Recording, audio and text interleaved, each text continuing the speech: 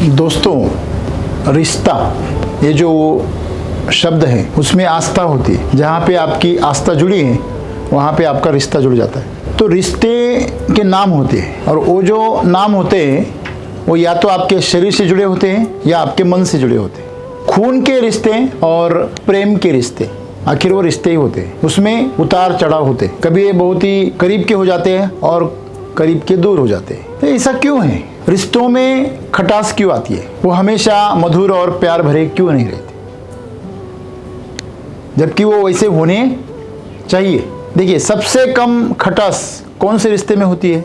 माँ और उसकी संतान, वो बेटी भी हो सकती है। तो माँ और उसकी जो संतान है, इन दोनों का जो रिश्ता होता है वो सबसे शुद्ध होता है, ऐसा कहा जाता है। तो ऐसा क्यों है कि उनका रिश्ता शुद्ध होता है? क्योंकि उसमें कोई अपेक्षा नहीं रहती। लेकिन ऐसा कोई रिश्ता नहीं जिसमें अपेक्षा ना हो।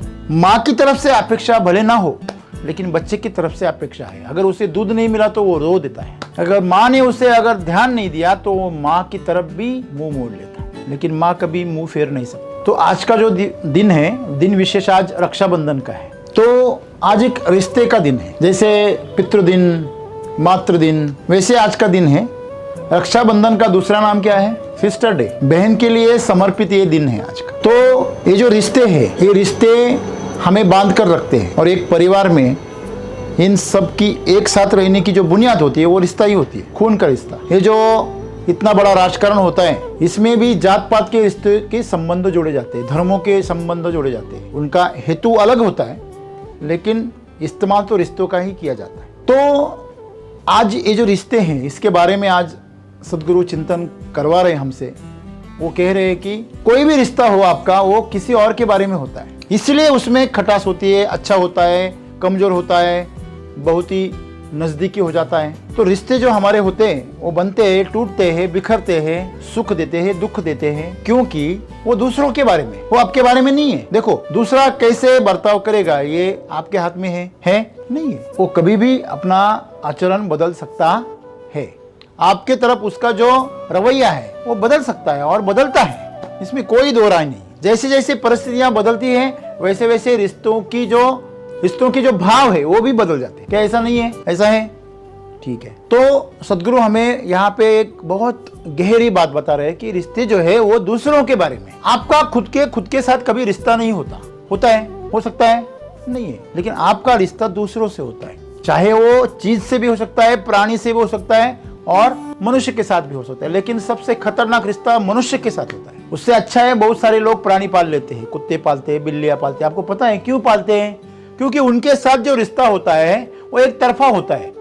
अपन जैसे कहेंगे वैसे वो उसको ट्रेनिंग करते हैं और उसका पूरा जीवन आपके हाथ में रहता है, एक रिमोट कंट्रोल की तरह। तो वो अगर आपके विरुद्ध बर्ताव करने लगे तो वो उसका काउंटडाउन शुरू हो जाता है, बराबर है। लेकिन मनुष्य जो होता है वो विरोध प्रकट करता है, प्राणी नहीं करता है तो उसे भगा दिया जाता है। इसीलिए प्राणी सबसे अच्छा रिश्ता प्राणी से बन जाता है। लोगों से साथ चलने से बेहतर है कुत्ते के साथ चलना पसंद करते हैं। अब अमीर लोग तो देखना, जब कोई बड़े बड़े ऑफिसर से वो रिटायर हो जाते हैं तब देखना उनका कुत्तों के साथ, बिल्लियों के साथ रिश्ता क्यों बन जाता है, घोड़ों के साथ।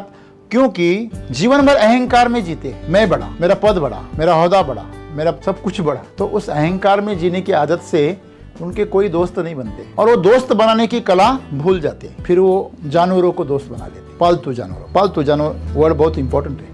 पालतू को, जब तक वो नौकरी पे रहते हैं तो उनके नीचे काम करने वाले उनको वो पालतू ही समझते हैं। तो ये जो सोच है रिश्तों की, जब भी हम किसी से रिश्ता जोड़ते हैं तो उसके अंदर एक अपेक्षा होती है, एक सेल्फिशनेस होता है और उस धागे की वजह से वो रिश्ता जुड़ा हुआ होता है। क्या ऐसा है? आपका कोई ऐसा रिश्ता है जिसमें कोई स्वार्थ नहीं है?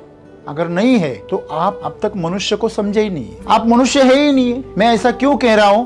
क्योंकि आधा जो सच है वो सदगुरु आगे बता रहे। कैसे? कि कोई भी रिश्ता जो है वो आपके बारे में नहीं है, वो औरों के बारे में है। हाँ, अगर कुछ है तो वो प्रेम है जो आपके बारे में है, वो आपका स्वभाव है। तो प्रेम गायब हो गया, इसीलिए रिश्ते जो है वो बकवास हो गए।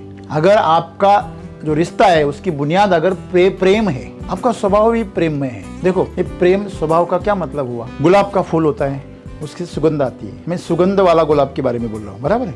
आजकल तो बगैर सुगंध के भी बहुत सारे फूल हैं, शायद सबसे ज्यादा वही है। सुगंध गायब हो गई, दूर से बहुत बढ़िया दिखता है, पास जाने के बाद केमिकल का स्प्रे मारा हुआ होता है। तो मुमकिन है आज कि गुलाब के फूल से भी बदबू आए, बराबर है। तो ऐसा होता है कि जो रिश्ता है गुलाब का, उसके सुगंध से वो अटूट है, तो उसका स्वभाव है सुगंध फैलाना। तो आप देखो, गुलाब का फूल अगर कोई है तो आप उसको प्रेम से देखो, वो सुगंध फैलाता है। आप उसे क्रोध से देखो, फिर भी उसकी, ऐसा कभी हुआ किसी ने गुलाब के फूल की तरफ क्रोध से देखा, क्या गंदा फूल है, ऐसा बोला तो उसकी दुर्गंध आ गई, ऐसा हुआ? कभी नहीं होता। कभी आपने देखा गुलाब का फूल आप परमात्मा को, परमेश्वर को, भगवान को चढ़ा दो तो वो खिल जाता है, और आप उसको अगर किसी मुर्दे के ऊपर चढ़ा दो तो वो सूख जाता है? ऐसा कभी होता है? कुछ हद तक होता भी होगा, लेकिन उसको कुछ लेना देना नहीं। आप उसे कहाँ डाल रहे हैं, वो उसका काम करेगा उसका स्वभाव की तरह। आप उसको प्यार से पकड़ो तो भी सुगंध देगा, आप उसको मसलो हाथ में या पैरों के नीचे कुचलो तो भी वो ज्यादा सुगंध देगा, क्योंकि वो उसका स्वभाव है। लेकिन मनुष्य के साथ ऐसा नहीं होता। मनुष्य के रिश्ते देखो, आप उसके साथ प्यार से बर्ताव करो तो आपके साथ प्यार से बर्ताव करता है। आप उसे गुस्सा करो,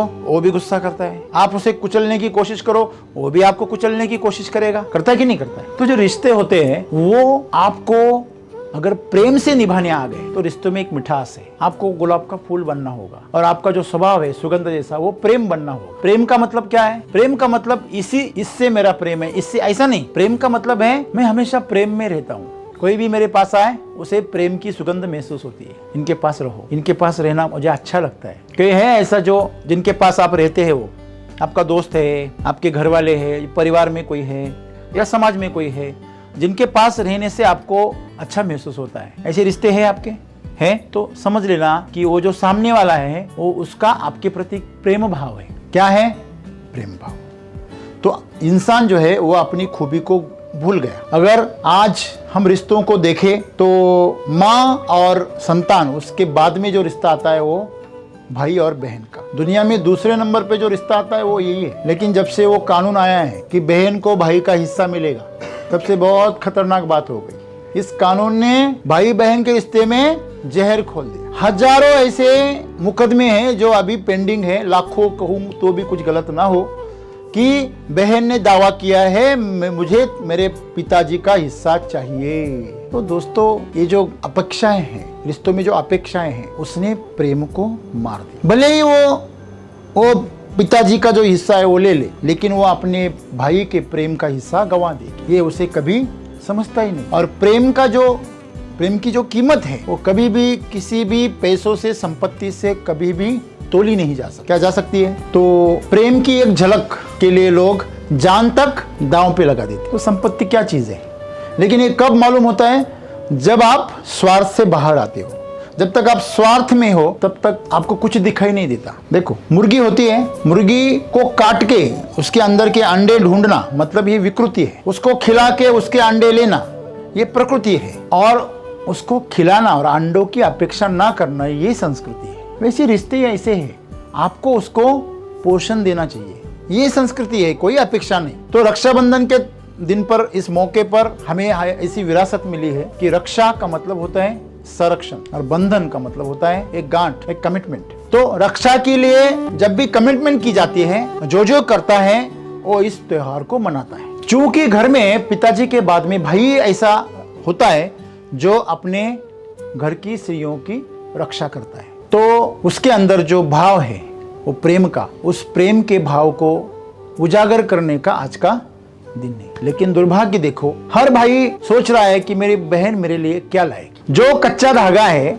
नाम के लिए धागा है, वो धागा भी बांध दिया जाए तो बहुत बड़ी बात है। उसमें भाव होनी चाहिए। क्या होनी चाहिए? भाव। बराबर है। आपको पता है, शायद मुझे पूरी कहानी ये पता नहीं है, लेकिन भगवान श्री कृष्ण ने से किसने कुछ मांगा था, कुछ सैनिक या कुछ अस्त्र शस्त्र मांगे थे, तो उसके बदले में मैं क्या दूं, मैं तो भिखारी हूं, मैं कुछ नहीं दे सकता, ऐसा सामने वाला कह रहा। तो भगवान ने उसे कहा, सच्चे मन से एक तिनका उठा के मेरे हाथ में दे दो। वो जो जामीन देते ना, उसके बदले में कुछ गिरवी रखते हैं, कुछ भी अगर कर्जा उठाते तो उसके बदले में गिरवी रखते हैं। तो मैं क्या गिरवी रख सकता हूँ? तो भगवान ने कहा, सिर्फ आप ईमानदारी से, पूरी सच्चाई से एक तिनका उठा के मेरे हाथ में दे दो, वही तुम्हारी क्या है? अमानत है। ऐसे उदाहरण हमारे संस्कृति में है कि इतने जबरदस्त तरीके से रिश्ते होते थे। तो रिश्ते किसके बारे में है और किसके माध्यम से है वो चीज़ ज़्यादा इम्पोर्टेंट नहीं है, कौन से भाव से है। तो जो भाव के रिश्ते हैं, अगर वो आपके और आपके बहन में, भाई में, परिवार में, माँ में, संतान में अगर ऐसे पैदा हो गए तो दुनिया सुंदर हो जाएगी। लेकिन आज दुनिया कैसी बन गई है? विकृत बन गई है, बन गई ना। तो उसका नीचे कारण क्या है? हर कोई सिर्फ एक चीज से पागल हो गया है, चाह। मुझे कुछ चाह है, अपेक्षा है, तभी मैं कुछ करूंगा। तो जब भी आपके अंदर चाह है, वो रिश्ता आपका बर्बाद ही होगा, वो रिश्ता आपका खराब ही होगा। वो खराबी है, बस उजागर नहीं हुआ है। अंदर बहुत जख्म पूरी भर गई है मवाद से, सिर्फ फूटी नहीं है। तो जिस दिन वो फूट जाएगी, गंदगी बाहर आ जाए। तो इसीलिए रिश्तों में अगर आपके अपेक्षाएं हैं, उसकी बुनियाद अगर प्रेम नहीं है, आपका स्वभाव अगर प्रेम नहीं है, तो कोई रिश्ता कुछ काम का नहीं है। ये रिश्ते आपको मूर्ख बना रहे हैं और वो आप उनको मूर्ख बना रहे हैं। देखो, कोई भी चीज मजबूत है, कोई भी रस्सी मजबूत है, ये कैसे पता चले? कैसे पता चले? कोई लकड़ी मजबूत है, कैसे पता चले? जब तक उसके ऊपर तनाव पैदा ना हो, जब तक आप उस रस्सी को खींचोगे नहीं, जब तक आप उस लकड़ी पे दबाव नहीं डालोगे, तब तक आपको पता नहीं चलेगा ये कितना मजबूत है। इसी तरह रिश्ते जो है वो सिर्फ तब तक ही टिकते हैं जब तक उसके ऊपर कोई तनाव नहीं आता। एक दूसरे की अपेक्षाएं के ऊपर बीच में अगर कोई नहीं आता, तब तक सभी रिश्ते अच्छे हैं। सदगुरु आज रिश्तों के बारे में इसलिए कह रहे हैं कि रिश्ते औरों के बारे में हैं, आप उसके बारे में कुछ नहीं कर सकते। आप खुद के बारे में कुछ कर सकते हैं कि आपका स्वभाव जो है वो प्रेममय हो सकता है। अगर आपका प्रेममय स्वभाव हो गया, हर रिश्ता सुंदर है। और रिश्ते में अगर आपकी अपेक्षाएं हैं तो हर रिश्ता गंदा है। ठीक है, तो आज आप बहुत प्रेम से बोल रहे हैं, मेरी माँ, मेरे पिताजी, मेरे भाई, मेरे बहन, फलाना ढिमका, लेकिन जब तक आप दोनों में कुछ स्वार्थ की बातें नहीं आती, जिस दिन बंटवारा होता है घर में, कोई भाई भाई नहीं होता। हाँ, वो दुनिया का सबसे बड़ा उस दिन दुश्मन दिखता है। जिस दिन कोई बहन या कोई भाई, आपने सुना होगा कि ऑनर किलिंग में अपनी बहन किसी के साथ भाग गई और अपनी बदनामी हो गई, इसलिए बहन को मार दिया। ऐसी कितनी घटनाएं, क्या कम है? बहुत सारी है। जो रक्षक है वही भक्षक हो रहा है, चाहे इरादा कुछ भी हो, लेकिन ये गलत है। ये क्या है? ये रिश्ते जो है वो अगर उसकी बहन नहीं होती तो वो उसको मारता क्या? नहीं, मतलब वो अपने इज्जत के लिए जो झूठी जो शान है, शोहरत है, उसके लिए उसको मारा, ना कि उसके प्रेम के लिए, ना कि उसके अच्छाई के लिए। सही है गलत है? सही गलत है? तो इसीलिए हमेशा एक बात याद रखना, अगर आपको प्रेम नहीं है तो आप किसी रिश्ते की बात मत कीजिए। अगर आपके अंदर प्रेम है तो फिर आप रिश्तों की बात कीजिए और इस रिश्तों की सुंदरता को अनुभव कीजिए। तो सदगुरु जी इस संदेश से हमें यही बताना चाहते हैं कि आप दूसरों के बारे में जो सोच रहे हो वो बंद करो, आप खुद के बारे में सोचो, आप प्रेममय हो जाओ, आपका स्वभाव जो है वो प्रेममय हो जाए, तो आपको इस दुनिया में स्वर्ग बनाने में देर नहीं लगेगी और आपके सभी रिश्ते सुंदर और सुरक्षित हो जाएंगे। धन्यवाद।